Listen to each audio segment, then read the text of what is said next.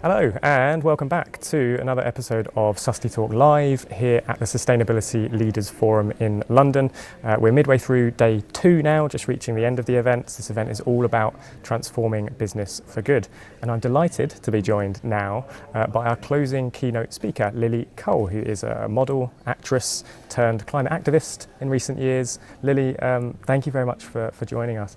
Perhaps for the uninitiated, talk to us a little bit about your journey into sustainability, your pathway into kind of climate action, and what brings you here to this event today.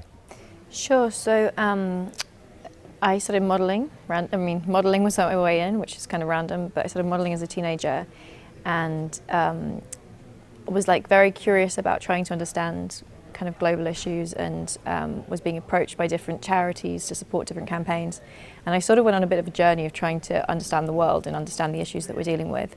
And I think two kind of big learnings came out of that for me. One was kind of the climate, and the science was already there. You know, this is nearly 15, 20 years ago. The science was already pretty clear in terms of the dangerous situation we were getting into environmentally. And it seemed really self-evident to me that that's sort of fundamental to everything else, that human rights issues, animal rights issues, that many other social issues that we deal with will only be made worse or exacerbated by an unhealthy climate, and that an unhealthy environment is so fundamental to kind of life itself. So that became a real kind of focus and interest for me. And at the same time, because of working in fashion, I became really kind of cognizant of the impact of business and the impact of supply chains. And it felt to me, it didn't feel appropriate to be working with charities, band-aiding problems, and then turning a blind eye to businesses and the businesses that I might be endorsing or modelling for or working with as a model. And instead I started to think, well, how do we actually avoid creating problems in the first place through the way that we run the world, through the force of business? And can business actually be a force for good? You know, can businesses be a part of the solution? And so I started looking at fair trade and organic supply chains and various different kind of endeavours in that space, and mostly focused in fashion, but then I also started working in technology and founded my own, I founded three different businesses actually over the years, and looking at the B Corp movement and stakeholder capitalism, and I guess, really believing that if we don't change how we are the kind of operating system of the world, which business is a big part of, we will be then forever kind of band-aiding the problem with charities.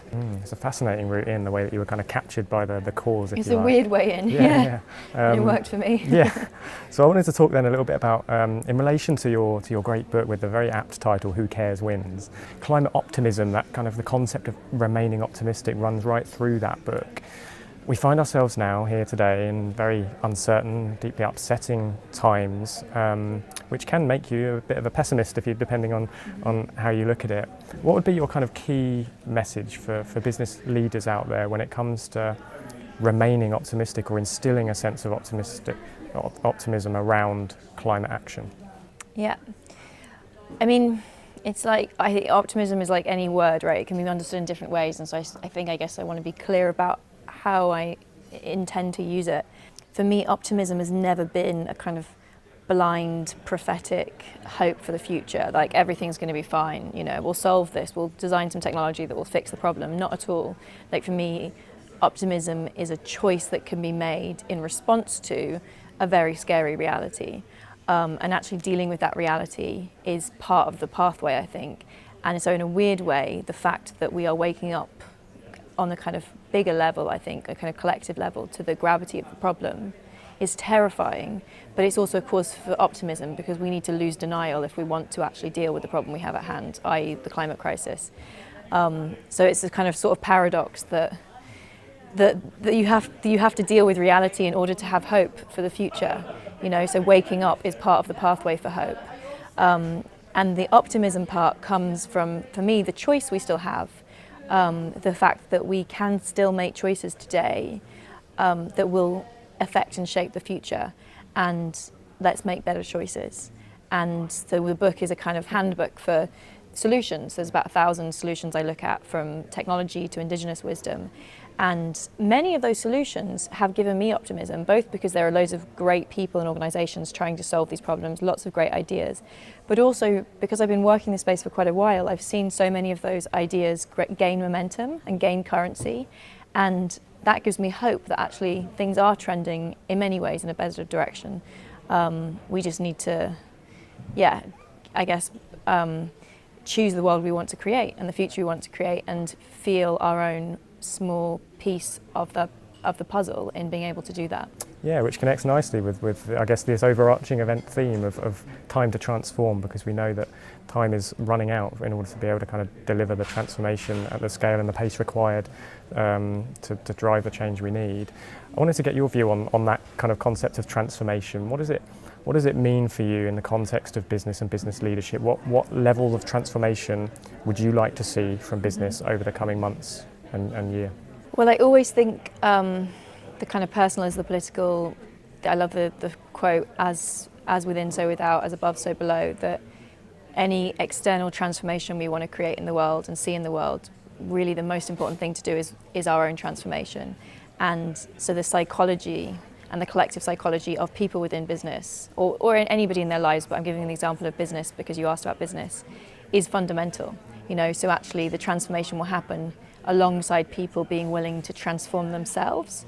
And I wouldn't underestimate the importance of that psychological, maybe even spiritual aspect of the transformations that need to happen. And then in a more practical sense, if I was going to choose one thing I would hope to see business do in the years to come, and I think it is slowly sort of happening, is a real embrace of stakeholder capitalism. So moving away from a legal structure that insists that shareholder profit is the most important purpose to a business. I think if we continue to pursue and use that matrix, the businesses will implode, the capitalism will implode. It's not functioning in many different ways, from an environmental perspective, even from an equality perspective, and so many different vectors. It's kind of causing capitalism to, I think, eat itself in a way. And there are many kind of very successful business people and billionaires even who recognize this problem. And the last World Economic Forum I attended was focused on stakeholder capitalism. Right now it's couched in very voluntary terms, and you've got movements like B Corp movement, which I have a business that's a B Corp. I'm very kind of enthusiastic about the kind of voluntary movement towards stakeholder capitalism, and would encourage businesses to go in that direction. And then I would hope at some point it becomes a legal norm, a default, that businesses care for their environment, their community, their employees, as much as they care about shareholder profit. Lily, thank you so much for joining us here on the sofa before we go and join the much bigger stage with more people behind it in a moment. Look forward to hearing a bit more about your views on transformation and business purpose over the next half hour or so. So thanks, and thank you to everyone back at home for tuning in.